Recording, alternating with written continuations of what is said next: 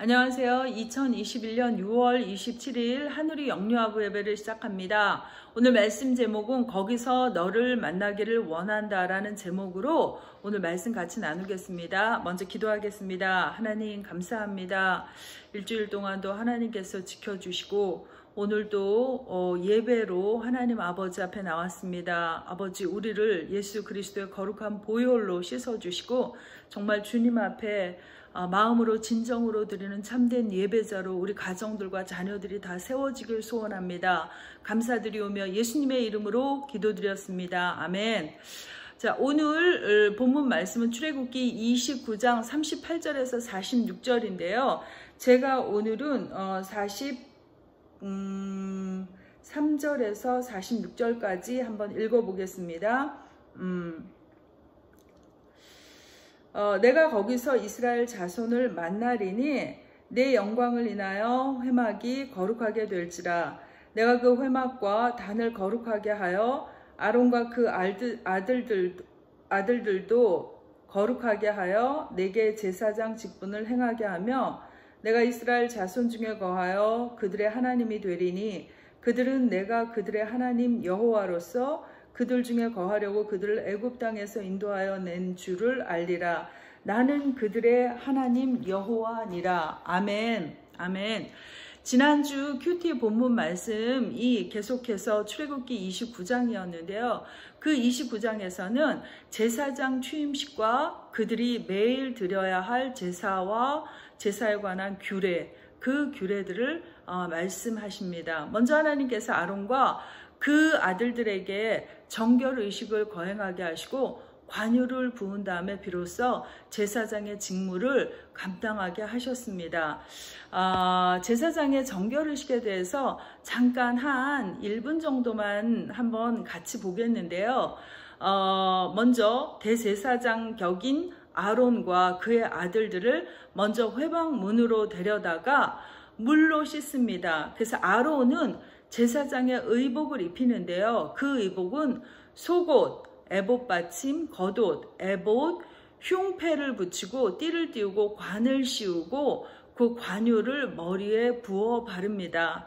그 아들들은 조금 아론하고 좀 다른데요. 회막문으로 데려와서 물로 씻기는 것까지 똑같고요.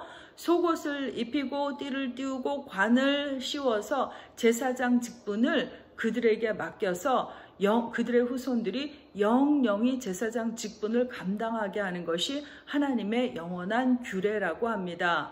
이들은 제사장의 위임식이 끝나면은 많은 제사의 종류의 그 제사를 집행하게 되는데요. 그 제사들이 속죄제, 번제, 요제, 여러 화목제 이런 것들이 있습니다. 근데 오늘 본문 29장에서 하나님께서 좀 특별한 예배를 우리에게 주시는데요. 그 예배가 오늘 본문 16절에 이런 것이 있습니다. 이 제사는 1년 된 양 2마리를 단 위에 드리는데요. 매일 드리는 거예요. 매일 드리고 아침에 1마리, 저녁에 1마리, 1년 된 어린 양 2마리 중에 1마리는 아침에, 1마리는 저녁에 드리는 것인데 딱 양만 드리는 것이 아니라 고운 밀가루와 기름을 섞은 소제와 포도주를 붓는 전제와 함께 매일 아침 저녁으로 번제로 하나님께 드립니다. 그러면 그 번제로 태워진 제물의 그 향기로운 냄새로 하나님께서 그 제물의 냄새를 맡으시고 내가 하나님이 거기서 너희와 만나고 내 영광을 때문에 회막과 단을 거룩하게 하며 아론과 그 아들들도 거룩하게 하며 이스라엘 자손 중에 거하여 그들의 하나님이 되시겠다고 말씀하십니다. 그러면 하나님께서 왜 이렇게 제사를 드리라고 하시는 걸까요? 매일 아침 저녁으로 얼마나 수고롭게 제사를 드려야 하는가, 그것이 얼마나 번거로운 일이었을까요? 이 질문이 너무나 중요한데 그것은 하나님께서 우리와 만나시고 싶기 때문입니다. 그러나 거룩하신 하나님께서 우리와 만나지 못하십니다. 왜요? 그것은 우리에게 있는 죄 때문에 그렇습니다. 만약에 하나님의 그 거룩하심과 죄가 만나면 충돌이 일어나기 때문입니다. 하나님의 거룩이 우리의 죄를 소멸하시고 불로 태워버리실 것이기 때문입니다. 그러면 우리가 온전하지 못하겠죠. 죄인인 우리가.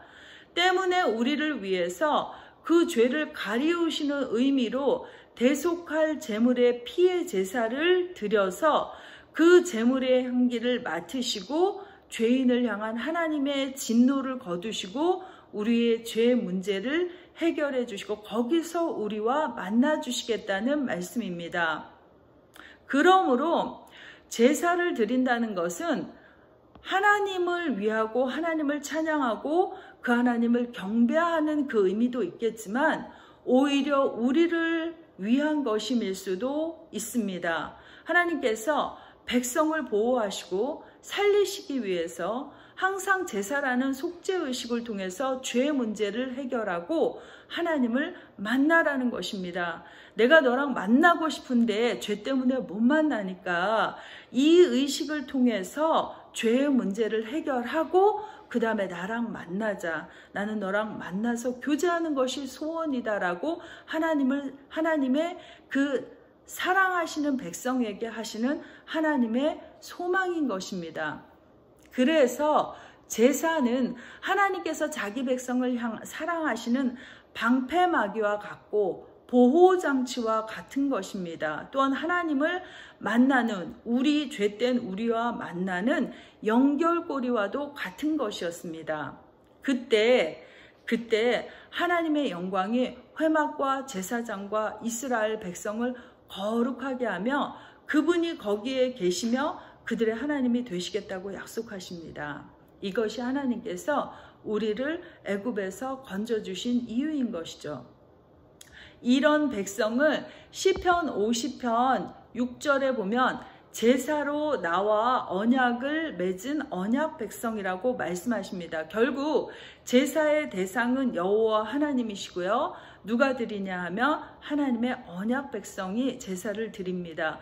그래서 제사는 귀찮고 좀 내 죄가 드러나서 부끄럽기도 하고 제물을 매번 바쳐야 하니까 돈도 들고 성가시고 이런 것들도 있지만 원래는 이런 것이 아니라 하나님께서 당신의 백성된 우리를 만나고 싶으시고 우리와 친하게 지내고 싶으신데 만날 수 없으니까 제사를 가르쳐 주신 것입니다.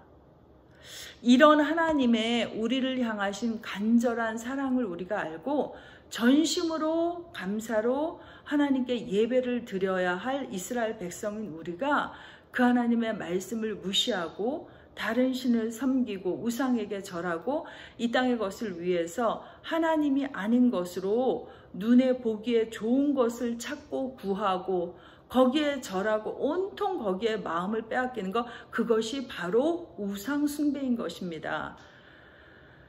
생각해 보세요. 지금 무엇에 마음을 다 빼앗기고 있습니까? 지금 우리의 관심, 여러분의 관심이 어디에 가 있습니까?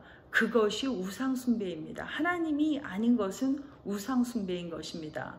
그러한 백성을 하나님이 달래고 권고하시고 선지자들을 보내시어 책망하시고 돌아오라고 하였지만 하나님을 두려워하지 않고 여전히 마음을 강팍하게 하며 돌아오지 않는 자들을 위해서 당신의 아들 예수 그리스도를 내어주시고 우리의 모든 죄를 그 아들의 피값을 지불하시고 우리를 죄 없다고 선포하시고 나아가 왕같은 제사장의 직분을 주셔 진정한 예배자가 되라고 말씀하십니다.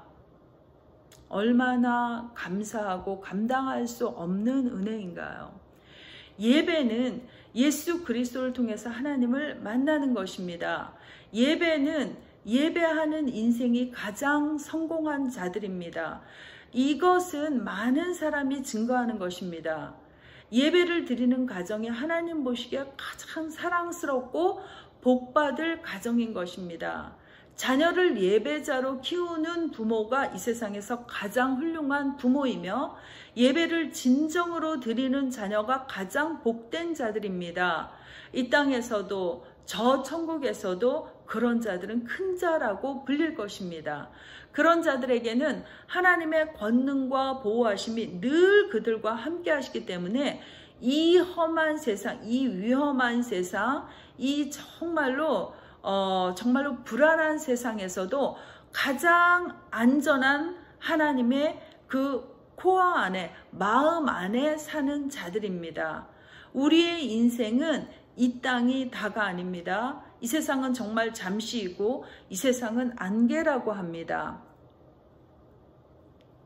이 땅에서는 내가 예수 그리스도와 만나서 그분과 사귀면서 교제하면서 서로가 하나가 되어 무엇을 하든지 어디에 있든지 항상 주님과 동행하며 사랑을 나누며 나는 죽고 오직 예수님만이 나의 주인이 되게 하는 삶의 훈련 장소인 것입니다. 그곳에 하나님의 영광과 하나님의 임재가 계시는 것이죠. 그것이 진정한 예배이며 그곳에 하나님의 나라가 임하는 것입니다.